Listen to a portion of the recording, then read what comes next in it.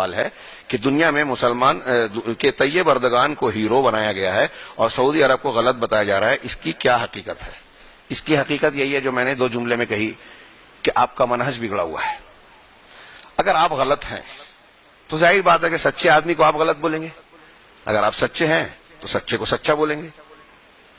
اگر میرا موقف آپ کے خلاف ہے، ایک سمپل سوری بات، ابھی اچھائی اور برائی جانے دو، آپ کا اور میرا اختلاف ہے، تو سمپل بات ہے، فطری بات ہے کہ میں آپ کو غلط بول رہا ہوں، آپ مجھے غلط بول رہے ہیں۔ اب اس کو دین، پالیسی، منہج کے کھانے میں بٹھائیے اسی بات کو کہ دنیا کے اندر سیاسی منصے پر، اسٹیج پر، منظر نامے میں جو لوگ اپنی ایک خاص فکر کے ساتھ چاہتے ہیں کہ حکومت ہمارے ہاتھ میں آ جائے، نام لیتے ہیں کہ شرعی حکومت قائم کریں گے، جیسے اخوانی، اور ان کے ہمارے یہاں جو حلیف ہیں، ہم خیال ہیں، ہم فکر ہیں، وہ جماعت اسلامی اور ان کے جو دوسرے لوگ ہیں۔ نام میں واضح اس لیے لے رہا ہوں کہ اب اشارے کنائے میں بولا جائے تو لوگ سمجھتے نہیں ہیں کس کو بولا، اس کو بولا، اس کو بولا، اور یہ ہمارے سلف کا منہج ہے۔ علامہ البانی رحمہ اللہ وغیرہ نے لکھا ہے کہ جب آپ عوام کو سچائی اور باطل اور حق بتانا چاہ رہے ہیں تو آپ وضاحت ضرور کر دیں، اشارہ کنایہ جب کافی نہیں ہوگا تو آپ حق اشارہ کنایہ کریں گے اور وہ سمجھ نہ پائیں تو حق ادا نہیں ہوگا۔ اب اس کو ہم اس لیے نہیں چھوڑیں گے کہ کچھ لوگ ناراض ہو جائیں، ٹھیک ہے، وہ ناراض ہوں، ہماری کوشش یہ ہوگی کہ اللہ ناراض نہ ہو۔ اگر آپ باطل کا ساتھ دے رہے ہو تو آپ پورے امت کو نقصان پہنچا رہے ہو، اللہ کو ناراض کر رہے ہو، تو ہم کیوں ڈریں کہ آپ سے آپ ناراض ہو جائیں گے ہم سے؟ آپ تو ویسے بھی ناراض ہیں۔ خیر، تو بنیادی طور سے منہج بگڑا ہوا ہے۔ اب یہ جو یہ سوال آیا ہے کہ طیب اردگان کو ہیرو بنایا جا رہا ہے، بنائیں گے؟ ہر گروپ کا ہمارے یہاں مزاج یہی بنا ہوا ہے کہ جس گروپ سے جو وابستہ ہے وہ اپنے گروپ کے لیڈر کو، بڑے کو جو ہے بڑا بناتا ہے۔ پیر صاحب اڑے نہ اڑے مرید اڑا دیتا ہے۔ جس کو آپ پیر مانتے ہیں تو اس کی کرامتیں ہندوستان میں بیان کرتے ہیں۔ اب میں جس کو پیر بناتا ہوں چاہتا ہوں کہ دوسرے بھی مانے، تو اس کی ایسی کئی واقعات بتاتا ہوں۔ ہندوستان میں ہم دیکھتے ہیں کہ مزاج ایسا ہے کہ جو لوگ کہتے ہیں کہ ہم فلاں لوگوں کو بڑا مانتے ہیں تو ہر میدان میں ان کا کردار بتانے کی کوشش کرتے ہیں۔ نام، گالیاں وہ حسین بٹالوی کو دیتا تھا۔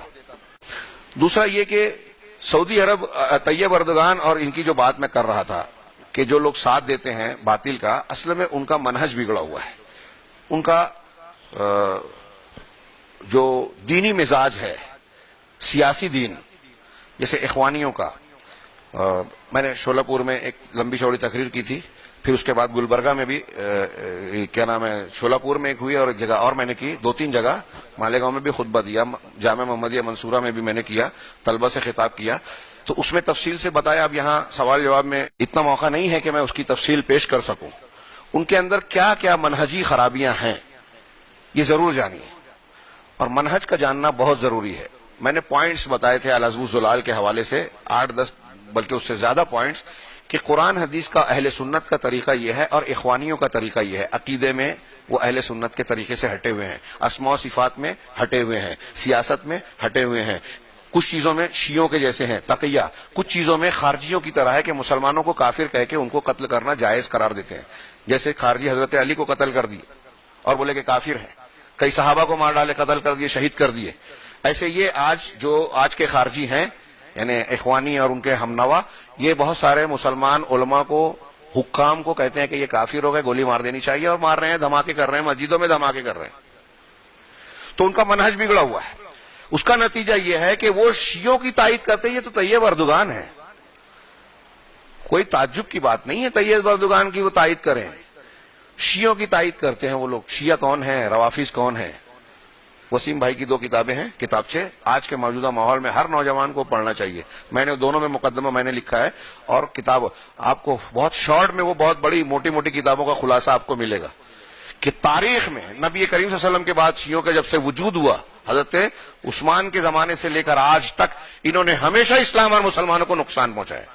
انہوں نے اخوان الصفا بنا کے مسلمان علماء کو قتل کروایا، حکام کو قتل کروایا، سازش کروائی، تنظیمیں چلائیں، باطنی فرقے پیدا کیے، حرم پر حملہ کروایا، حجر اسود اٹھا کر لے گئے، مصر میں 20 سال رکھا، بغداد میں ہلاکو کی فوج کو بلانے والے یہ نقشہ بھیجنے والے ابن القمی اور مرزا توسی یہ بلایا، جہاں 9 لاکھ 10 لاکھ مسلمانوں کو صرف شہر بغداد میں قتل کیا گیا. ایسے پورے تاریخ میں ان کے کارنامے بھرے پڑے ہیں.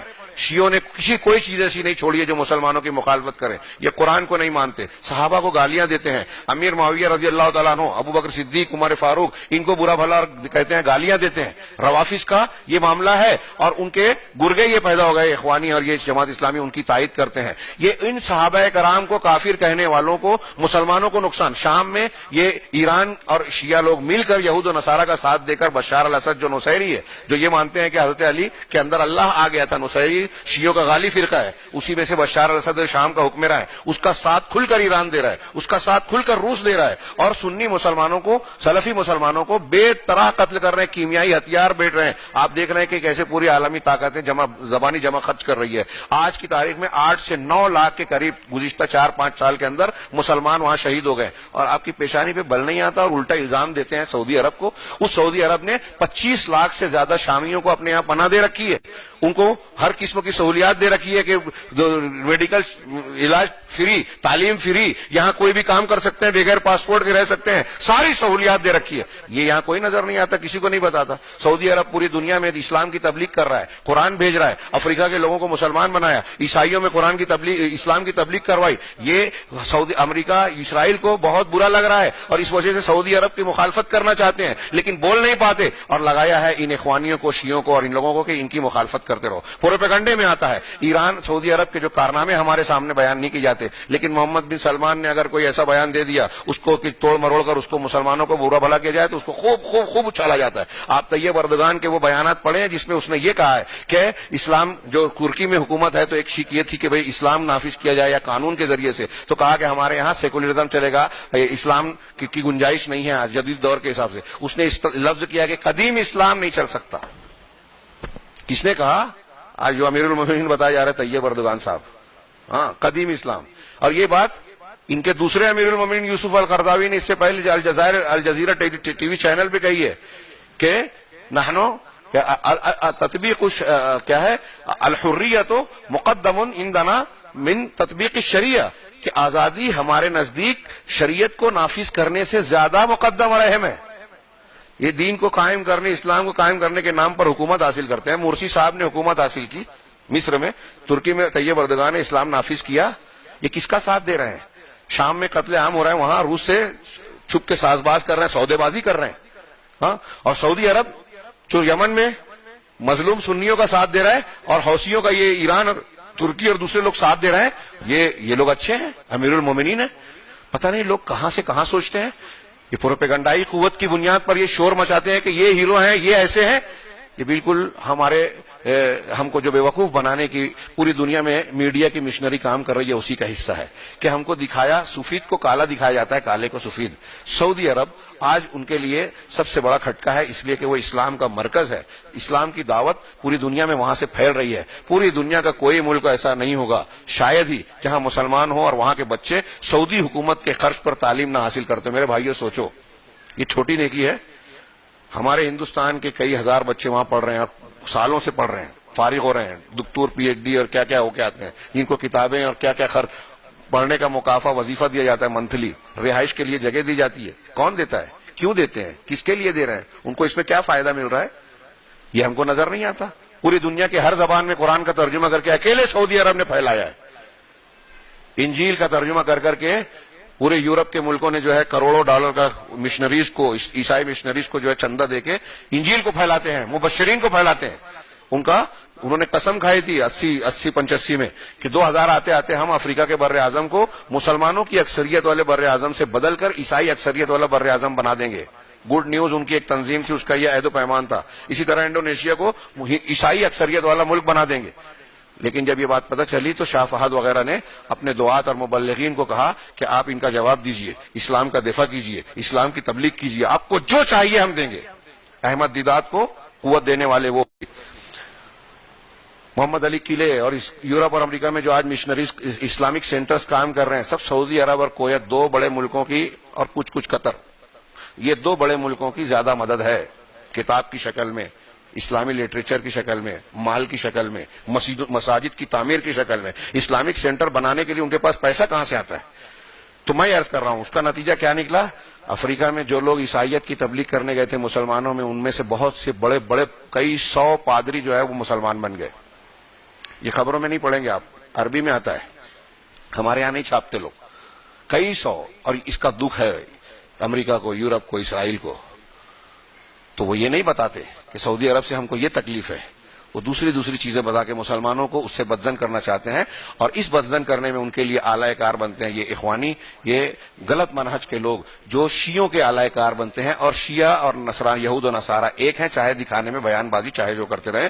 تو اس کے پیچھے ایک پورا نیٹ ورک ہے عالمی سطح کا مسلمانوں کے خلاف سازش کا. اور ہمیں افسوس ہے کہ ہمارے اخوانی اس میں کچھ لوگ مخلص بھی ہوں گے جو ہمارے یہاں پائے جاتے ہیں، لیکن یہ اندھے ہو کر یہ سمجھتے ہیں کہ اسلام اور مسلمانوں کی تائید کر رہے ہیں. جو جھوٹی خبریں، یا ہو سکتا ہے کچھ صحیح خبریں ہوتی ہیں لیکن پس منظر سے ہٹا کر بولی جاتی ہیں، یہاں بیان کی جاتی ہیں، اس کے تناظر میں وہ اہل حق کی سعودی عرب کی مخالفت کرتے ہیں. اور یہ طیب اردگان اور یہ لوگ جن کا منہج بھی صحیح نہیں ہے، وہ جو